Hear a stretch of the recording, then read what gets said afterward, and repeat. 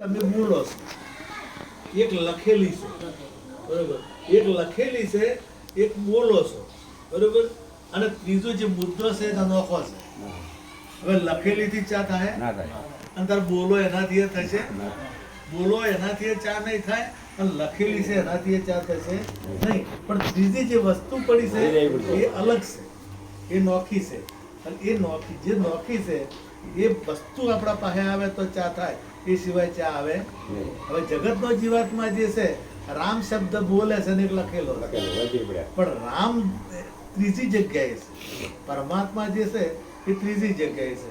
એ પરમાત્માનો સાક્ષાત્કાર ક્યારે થાય કે જ્યારે સદગુરુ એને કહેવાય કે જે આત્માની ઓળખાણ કરાવે, જે પરમાત્માની ઓળખાણ કરાવે એને સદગુરુ કહેવાય.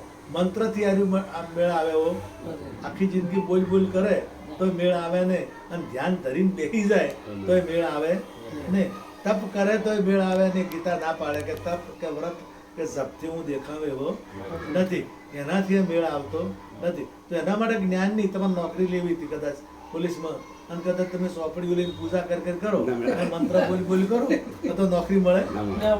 એના માટે મહેનત કરવી પડે. થિયરિકલ પ્રેક્ટિકલ બે વસ્તુ જોઈએ ને, થિયરિકલ જોઈએ ને પ્રેક્ટિકલ જોઈએ. જો બે વસ્તુ ના હોય તો નોકરી મળે નહીં. એમ આ જગતનો જીવાત્મા શું કરે છે, બોલવાનું ચાલુ કર્યું છે, રામ રામ રામ રામ રામ. કોઈ ફોટો લાવ્યો, હા, અને ફોટો ઘેર રાખ્યો તો આપણે એક કેદી નાહી ગયેલો હતો પોલીસ પાસેથી, તો પોલીસ પાસે નામ લખેલું હતું એનું કેદીનું, અને પોલીસ પાસે ફોટો હતો અને નામે લખેલું હતું, બે હતું. તો સરકાર માન્ય કરે? હે, ફોટો ચાલવે અને તારું નામ લખેલું છે એ ચાલવે? કેદી નહીં, એ ભાગી ગયો છે. હવે એનું નામ છે, એનો ફોટો છે, પણ કેદી નથી. તો જગતના લોકો શું કરે છે, ફોટો રાખે છે, ફોટો રાખે છે કૃષ્ણનો, બરાબર, ફોટો રાખે છે અને નામ રાખે છે, પણ એ ખુદ નહીં.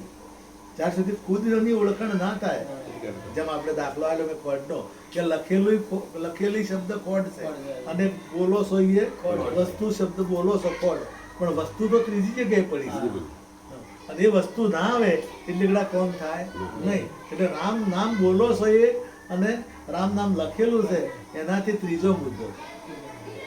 હવે આ ફોટો છે, કદાચ તમારે બેનને પૈસા જોવે છે, 500 રૂપિયા જોવે છે, અને ફોટે કદાચ આરતી ઉતારે અને ફોટે પ્રાર્થના કરે તો 500 રૂપિયા ફોટો હાલે? હે, ફોટો ના હાલે. તમે હો તો એટલે ફોટાથી તમે જુદા છો કે નહીં જુદા?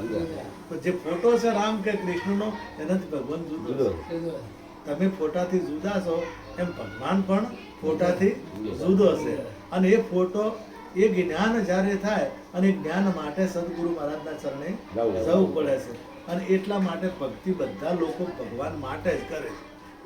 કોઈ એવું નથી કે ભગવાન માટે ભક્તિ ન કરતું હોય, પણ રસ્તા બધા લોબા, કોઈ ટૂંકા, કોઈ હેડતા છે તો આપણે અમદાવાદ કોઈ કેટલી વાર થાય, પછી ટ્રેનમાં જતો થોડો સમય વધે, કદાચ રિક્ષામાં જતો એનાથી સમય થોડો વધે, બરોબર, પ્લેનમાં જતો ફટાફટ પહોંચી જાય.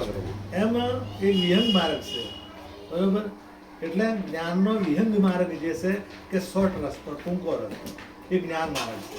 અને જ્ઞાન માર્ગથી તપ કરો તો તમને લોકો માને, લોકો વાહ કરે, લોકો તમને પૂજે, લોકો તમને હાર ચડાવે, પણ તમારે જે જોવે છે એ તમને મળે નહીં.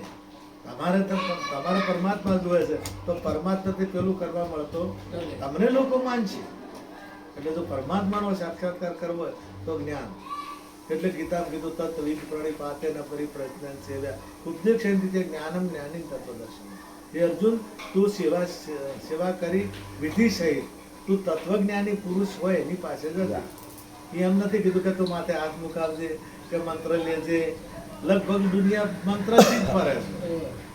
મને કોક મળ્યું હતું કે મંત્ર લીધેલો છે. રામ મંત્ર આખી જિંદગી રેઠે તો ભગવાનનો સાક્ષાત્કાર થાય નહીં. તમે ગમે મંત્ર રટો. એક યજ્ઞ હતો અને યજ્ઞ અંદર બ્રાહ્મણો ગીતાનો પાઠ કરતા, પાઠ એટલે પૂજન કરતા રાખે. એટલે મેં પૂરું કરી લગભગ 1.5 કલાક ચાલ્યું. એટલે મેં પૂછું કીધું આ તમે શું કરતા હતા? કે ગીતાનો પાઠ.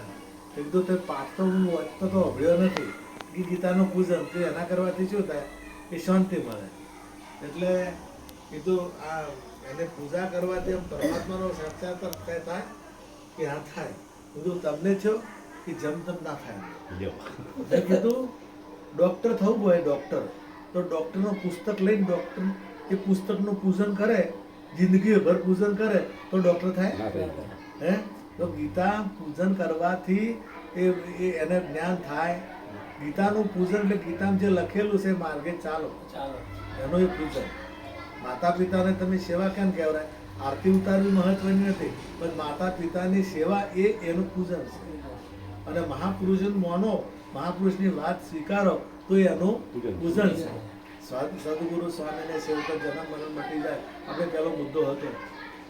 તો આ જો આ સદગુરુ મહારાજની એ રીતે આપણે તમે સદગુરુ મહારાજના શરણમાં જાઓ તો જે આત્મા જે મરે એવો નહીં, જે જન્મે એવો નથી, એની ઓળખાણ થાય તો તમારું જન્મ મરણ માટે આ શરીર તો રહેવાનું નથી.